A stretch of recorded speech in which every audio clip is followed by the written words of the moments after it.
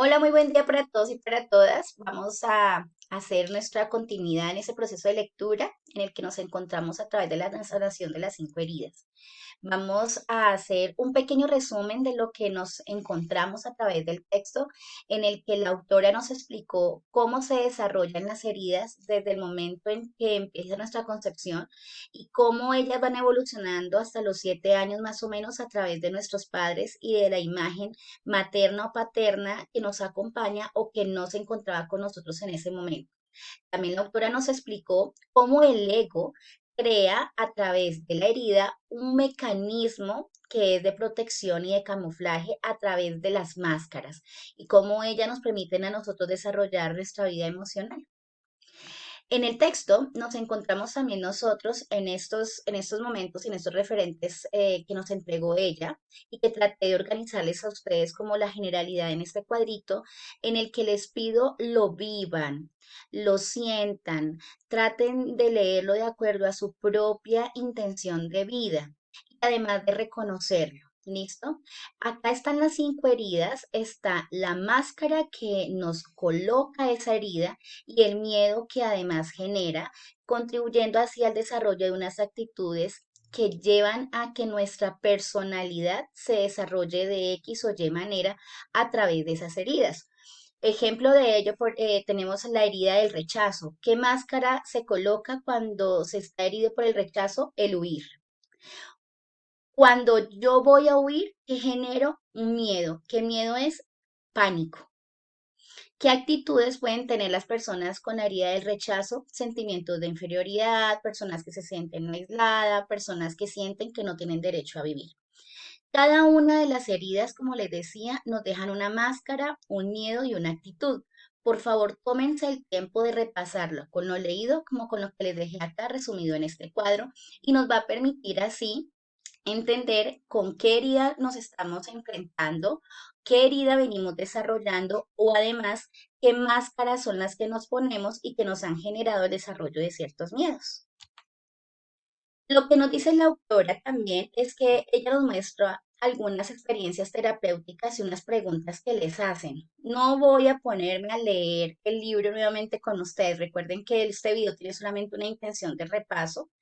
Y lo que nos dice ella en experiencias terapéuticas, primero, es que la historia familiar y las raíces generan bastante de nuestro desarrollo emocional. Por eso hay que conocerlas y comprenderlas. Pero también lo que nos dice ahí en el punto número 2 es que no hay que buscar culpables para sanar. Lo que hay que tener es responsabilidad emocional para poder entender y avanzar. No quedarnos buscando culpables, buscando dificultades que quizás se generaron hace muchos años atrás. El texto también tiene un marco espiritual. En este caso les invito a que el texto lo leamos desde el contexto de psicología, que es realmente la intención que tengo, y no desde el contexto religioso. Si bien hace una aproximación muy interesante acerca del alma y de toda la transformación que ella puede tener, les invito a que no se queden en el texto desde lo religioso, sino más bien desde el avance espiritual que también nos da a través de algunos conceptos. Claro está, respetando también nuestras creencias. Lo importante de los libros es que nos dan la posibilidad de tomar la información para que nos ayuden a avanzar y dejar a un ladito aquella que yo vea que no va con mis marcos o con mis creencias. Y lo cuarto que nos dice también la autora es que el relacionarse es fundamental en las personas, que a veces nuestras relaciones no son las mejores y que eso no es bueno o para la salud personal o para el desarrollo de los demás.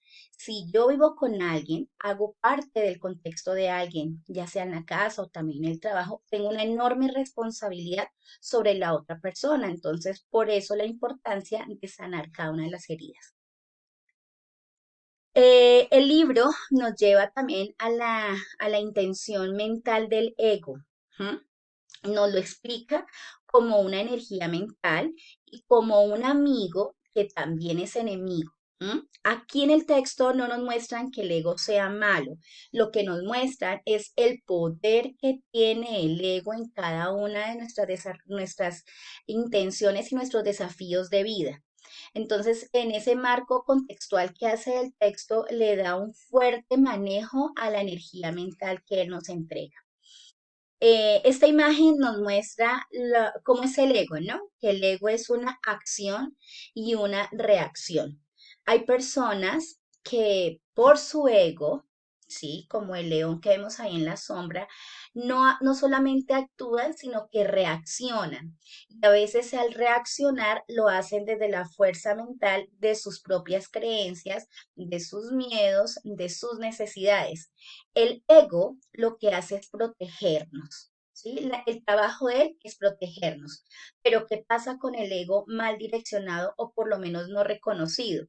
Que él paraliza y rechaza los cambios. Por ejemplo, pasan cosas muy sencillas. Utilicemos el libro, ¿sí? El ego, si llega a leer algo que no, con lo que no está de acuerdo, vas a recibir como una llamadita interior que te dice, ese libro no sirve. Quítate esa posibilidad. Esto no va a ser interesante para ti, esto te va a hacer daño. Entonces, el ego te direcciona a rechazar los cambios y a quedarse con las creencias sin permitirte a ti evolucionar con nuevos conceptos o por lo menos de entender algunas cosas. Recuerden que lo que no entiendo, lo que no conozco, me genera miedo. Y a veces lo que hace el ego es cegarnos para protegernos. Eso es bueno, pero en ocasiones no es sano. El ego controla, dirige, por eso el ego critica tanto a los demás y está muy pendiente de los otros, tanto para lo bueno como para lo malo. El ego protege, pero para controlar, ¿sí? Por eso les decía hace ratico que él lo que hace es como cegar, desde que él sea el que te direccione supuestamente para que tú no sufras. El autora nos dice a nosotros que cuando veo yo que mi ego me está dirigiendo y no soy yo el que lo está manejando. ¿M? Cuando en mi conversación diaria trabajo con términos como nadie lo hace como yo, si yo no lo hago, el otro no lo hace bien, si yo pudiera lo haría mejor, yo no haría eso que tú hiciste, el problema siempre está en el otro y me disgusto si me cuestionan. Entonces, el manejo que nos da a nosotros el ego, tenemos que direccionarlo para que sea con él que existamos, no que seamos nosotros un títere o nosotros nos dejemos llevar por él para vivir. Pues finalmente quería contarles que lo que estamos haciendo es un proceso de responsabilidad emocional en el que de verdad deseo contribuir de una manera muy individual, cada uno de ustedes en casa, pero también muy amorosa de amor propio. Estamos en un momento social bastante difícil en el que se encuentran muchos egos y en el que se encuentran muchas dificultades en nuestras existencias.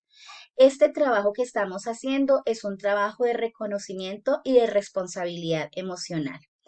Como resumen, les dejo nuevamente en el video la intención de que se devuelvan a donde les dejé el cuadrito y reconozcan las heridas, las máscaras, los miedos y las actitudes que nos van a permitir reconocer lo que vamos a hacer en esta semana número 2, que es leer de la página 54 hasta la página 104. Mucho éxito con esta actividad personal. Quedo muy atenta en lo que les pueda orientar y bueno, vamos con fuerza porque estamos en proceso de sanación y de responsabilidad emocional. Un abrazo desde la distancia para todos y quedo atenta.